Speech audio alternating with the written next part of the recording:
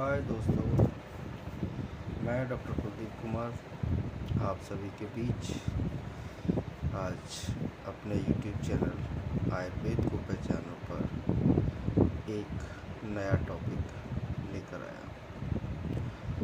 दोस्तों, जैसा कि मैंने पहले जिक्र किया था कि आयुर्वेद के पहचानो चैनल पर आपको औषधि के बारे में, बीमारियों के बारे में और उनका प्राथमिकी उपचार बताऊंगा। दोस्तों, आप सभी के बीच में आज एक ऐसा टॉपिक है जिस पर चर्चा करना बहुत ज़रूरी है। हमारे घरों में हमारे परिवार को चलाने वाला एक सूत्रधार होता है जिसे कहते हैं फीमेल, स्त्री।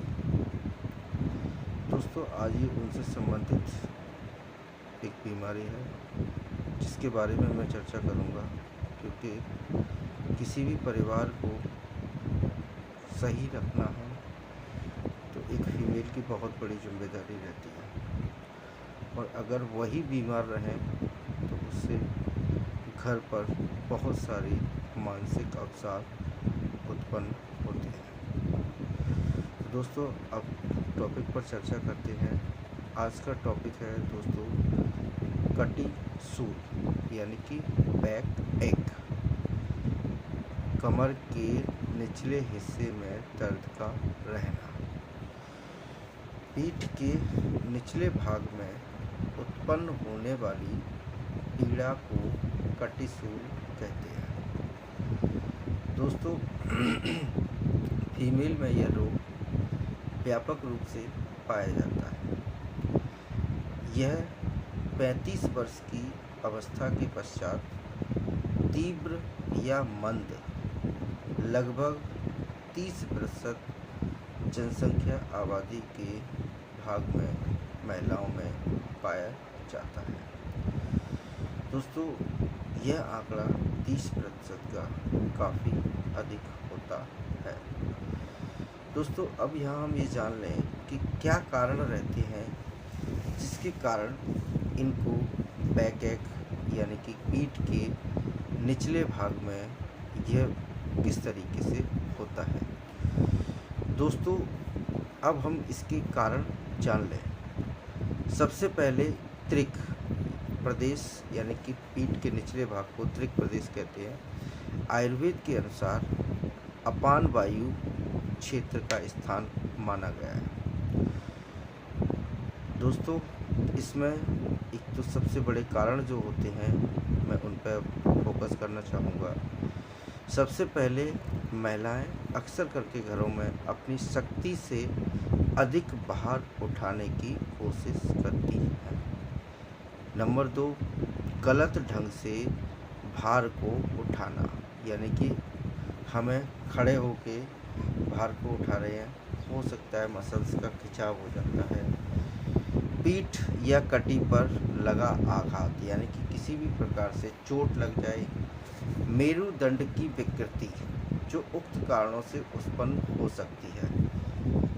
मेरुदंड सबसे पहले जो कारण होते हैं जिसके कारण से प्रॉब्लम आती है मेरुदंड में, नंबर 1 है sciatica, number 2 osteoporosis, number 3 ankylosing spondylitis, number 4 कशेरुका का घर्षण या स्पॉन्डिलाइसिस, नंबर इसमें आगे है मोटापा, इसके आगे है लंबे समय तक एक ही पोजीशन पर बैठे रहना, इसके आगे मानसिक चिंता या अवसाद रहना, और इसके आगे है स्त्री रोग संबंधी कारणों के द्वारा।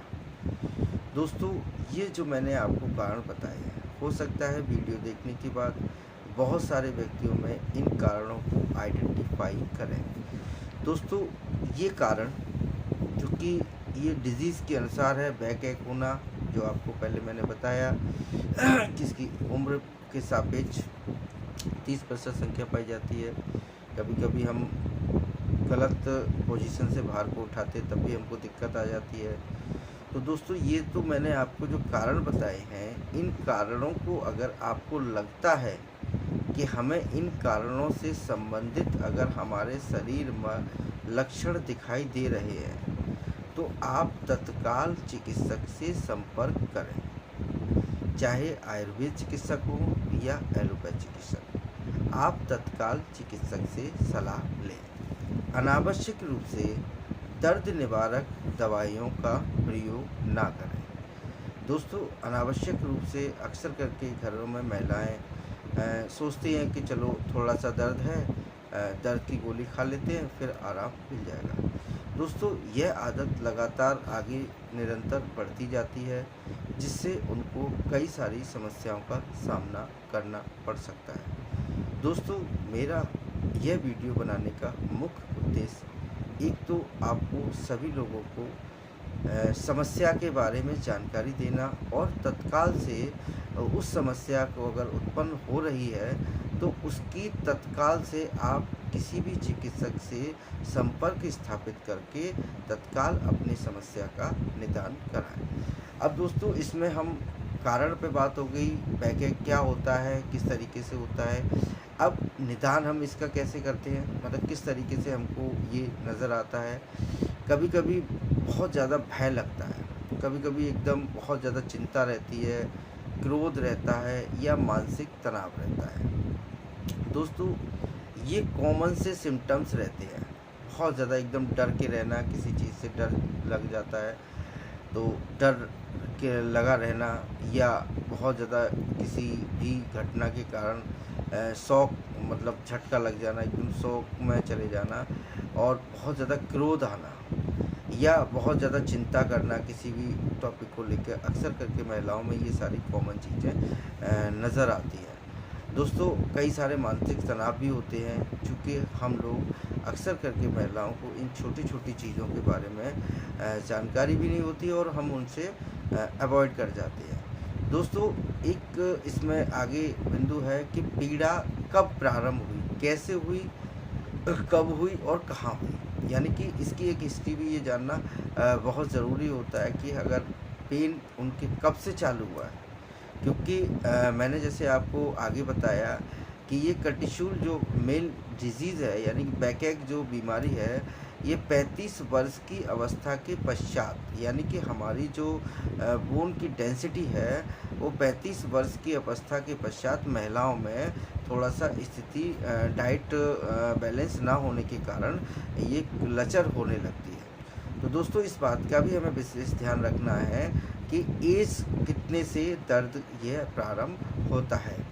अब दोस्तों, जैसे कि मैं एक आयुर्वेद चिकित्सक हूँ, तो अगर मैं आपको ये जो कारण बताए हैं, मैंने बीमारी के बारे में बताया और बीमारी कब से प्रारंभ होती है, तो दोस्तों इसमें मैं आपको फर्स्ट एड के रूप में कुछ दवाएं बता रहा हूं, जिनका आप स्टार्टिंग में सेवन कर सकते हैं। 10 दिन के लिए इनका सेवन कर सकते हैं। अगर दवा से 10 दिन में आराम न मिले आपको, तो आप तत्काल चाहें तो आयुर्वेद चिकित्सक से ट्रीटमेंट ले सकते हैं, चाहे आप एलोपैथ चिकित्सक से ट्रीटमेंट ले सकते हैं। तो आइए दोस्तों ट्रीटमेंट के बारे में आपसे चर्चा करते हैं।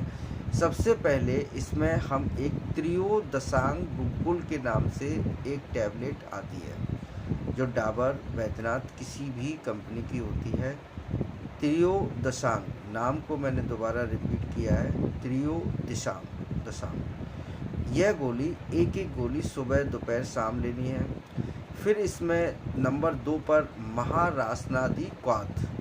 महारासना क्वाथ जो आता है, उसमें आप 20 ml दवा और 20 ml पानी मिक्स करके सुबह दोपहर शाम तीनों टाइम ले सकते हैं।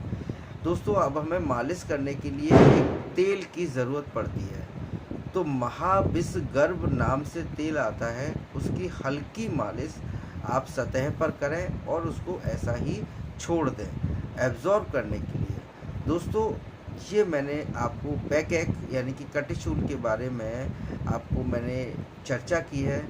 तो दोस्तों, यह मेरा एक छोटा सा वीडियो आप अपने सगे संबंधियों, दोस्तों सभी से शेयर करिए, जिनको इस तरीके की समस्याएं अगर आती हैं, तो आप फर्स्ट एड के रूप में ये ट्रीटमेंट आप यूज़ कर सकती हैं। देन अगर आपको रिलीफ नहीं मिलता है तो आप आयुर्वेद चिकित्सक से कंसल्ट कर सकते हैं या एलोपैथ चिकित्सक से कंसल्ट कर सकते हैं। दोस्तों, इसका मेरा मुख्य उद्देश्य ये है कि हमारे देश में महिलाओं की भागीदारी और महिलाओं की सशक्तिकरण के लिए सभी तरीके के प्रयास किए जाते हैं, तो उनको स्वस्थ रखने की भी जिम्मेदारी हमारे चिकित्सक बंधुओं पर होनी चाहिए, क्योंकि हमारे देश में महिलाओं की एक मजबूत स्थिति को करने के लिए हमें सभी चिकित्सक बंधुओं को महिलाओं की समस्याओं के लिए